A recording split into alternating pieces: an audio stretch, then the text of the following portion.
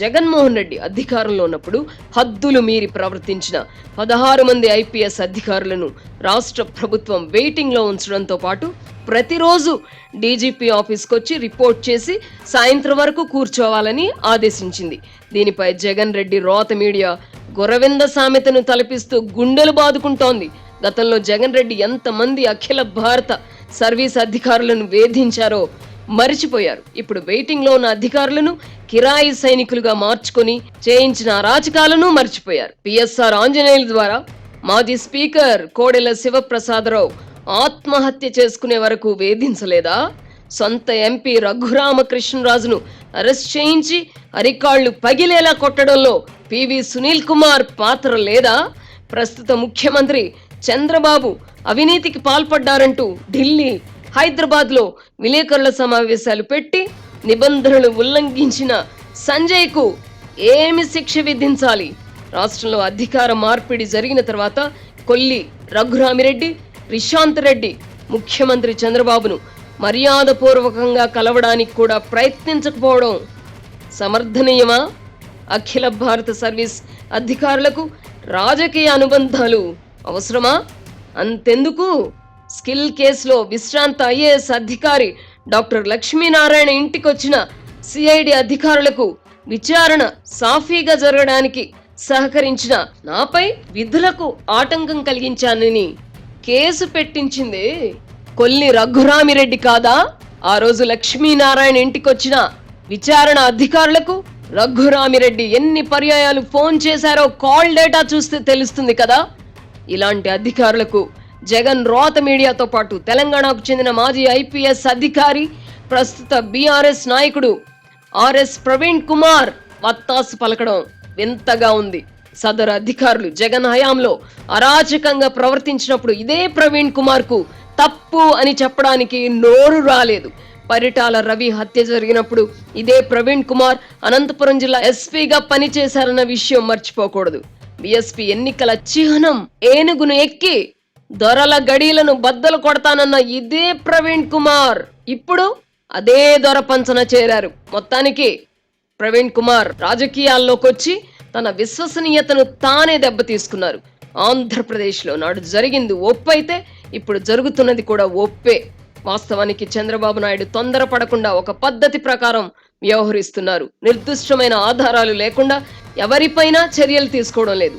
అగ్రిగోల్డ్ భూముల కొనుగోలు వ్యవహారంలో మాజీ మంత్రి జోగి రమేష్ కుమారుడు రాజీవ్ ను అరెస్ట్ చేసిన తీరే ఇందుకు నిదర్శనం. అగ్రిగోల్డ్ వ్యవహారంలో ఉభయ రాష్ట్రాలకు చెందిన సామాన్య మదుపరులు నష్టపోయారు. ఈ సంస్థ ఆస్తులను సిఐడి అధికారులు జప్తు చేశారు. అలాంటి ఆస్తులలో ఒకదాని సర్వే నెంబర్ మార్పించి మరి జోగి రమేష్ కుటుంబం సొంతం చేసుకుంది. ఇది నేరం మాత్రమే కాదు, పాపం కూడా. పైపెచ్చు అందరూ ఎలా కొన్నారో నేను అలాగే కొన్నానని జోగి రమేష్ చెప్పడం వింతగా ఉంది. అంటే అగ్రిగోల్డ్ భూములను వైసీపీకి చెందిన చాలా మంది సొంతం చేసుకునే ప్రయత్నం చేశారన్నమాట. 2014 తర్వాత ప్రతిపక్షంలో ఉన్నప్పుడు ఇదే అగ్రిగోల్డ్ కు చెందిన హాయ్లాండ్ భూమిని ప్రస్తుత మంత్రి లోకేష్ సొంతం చేసుకున్నారని జగన్మోహన్ రెడ్డి ఆరోపించడం నిజం కాదా? 5 ఏళ్ల అధికారంలో ఉండి కూడా ఆ విషయంలో తప్పు జరిగినట్టు తేల్చలేదు. ఇప్పుడు అలా కాదే, పక్కా ఆధారాలతో చంద్రబాబు ప్రభుత్వం చర్యలు తీసుకుంది.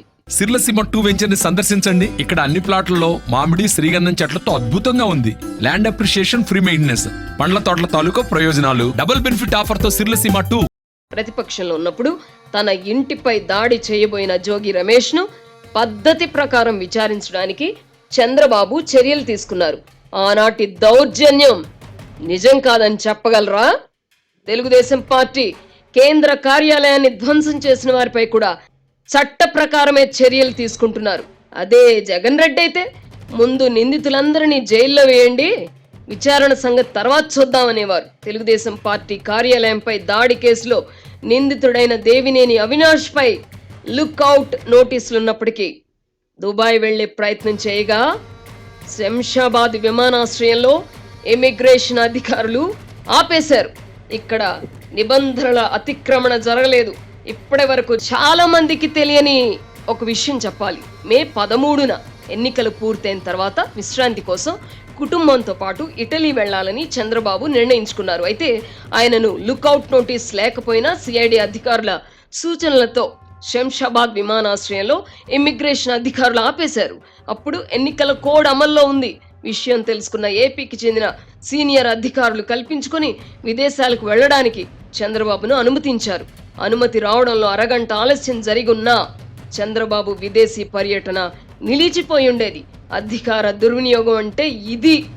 జగన్ రెడ్డి విదేశాలకు వెళ్లాలంటే కోర్టు అనుమతి కావాలి. చంద్రబాబుకు బెయిల్ మంజూరు చేసినప్పుడు న్యాయస్థానం అలాంటి షరతులేవి విధించలేదు.